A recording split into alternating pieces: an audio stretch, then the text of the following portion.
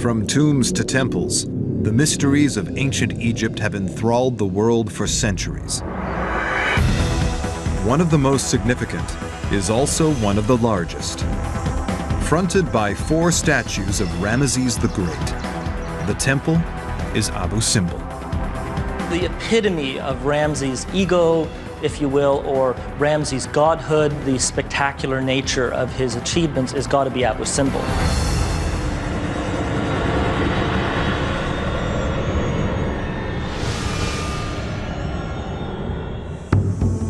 The Temple of Abu Simbel is a key to solving the dilemma faced by every pharaoh: how to reign as both a god and man.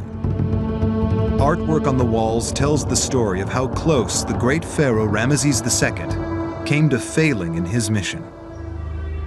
Abu Simbel is in the south of Egypt, near the border with modern-day Sudan. Hewn out of the rock are 4 giant statues, and every inch of the temple's walls are covered with illustrations depicting the triumph of the pharaoh.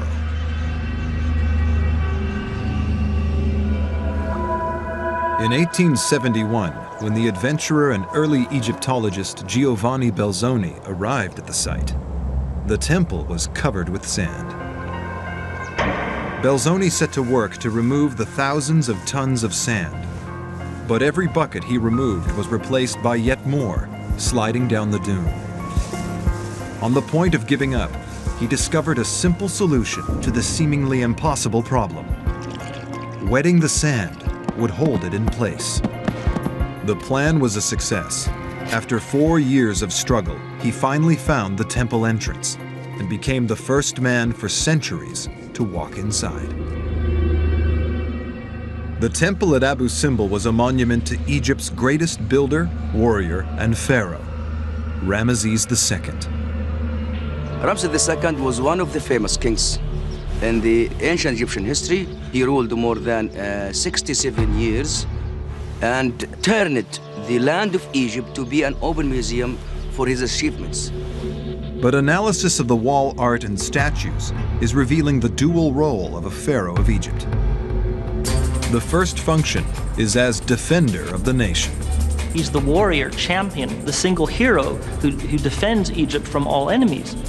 The second role involves religion. The role of the pharaoh in the religious realm is not just as chief worshiper or intermediary between mankind and the gods, but the king has 1 foot in the divine world and 1 foot in the human world. The pharaoh's authority and power was dependent on fulfilling these 2 roles. But Ramses was so successful as the warrior king that he ran out of people to fight, and thus undermined his position as ruler. Reliefs within the temple illustrate this dilemma. The story begins with a battle, the Battle of Kadesh.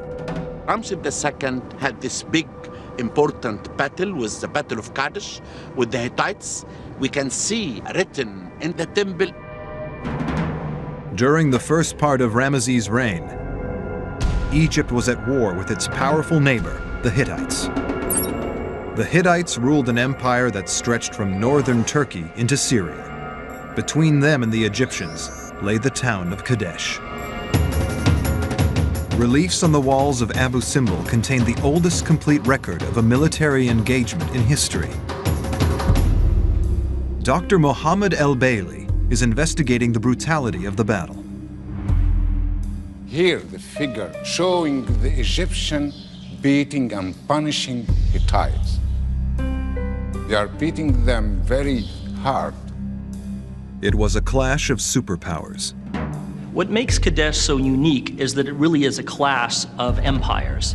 Ramses finds the whole Hittite army with all of the Hittites' allies are there facing on the battlefield. And in fact, I think this was something relatively rare in ancient history, that 2 huge armies clashed with each other on the battlefield. Abu Simbel reliefs depict a violent battle using the most technologically advanced weapons available at the time.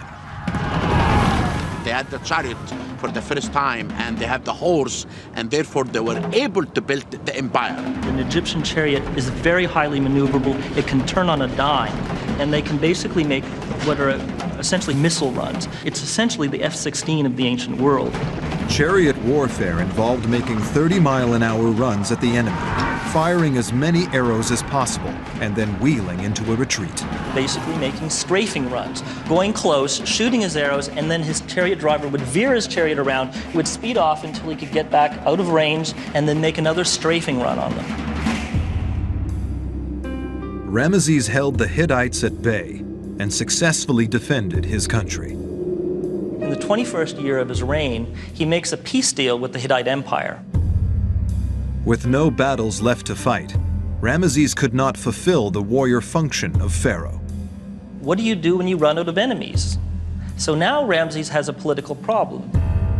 Abu Simbel reveals Ramesses' solution.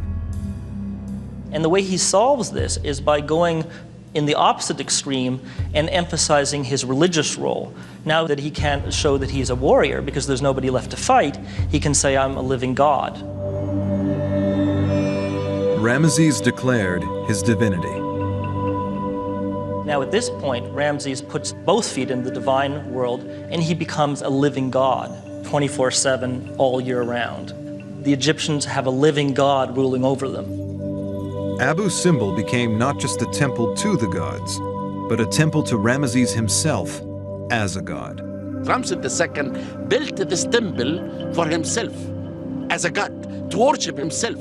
Here we are arrived to the sanctuary, the holy of the holy place, where Ramses II deified and placed between the other gods. And you have his statue in the sanctuary with the other statues of the three major gods of Egypt, and he's one of them, equal to them. This was a political masterstroke. This was the perfect cover, that of living God, for a frail old man. And we know nothing about his mental faculties. Could he even see anymore? Had he gone blind? We simply don't know. The temple at Abu Simbel reveals the two most important parts of being pharaoh: defending Egypt and communing with the gods. It reveals how Ramesses solved the problem of being too successful at the first role, that of defender, by becoming a living god.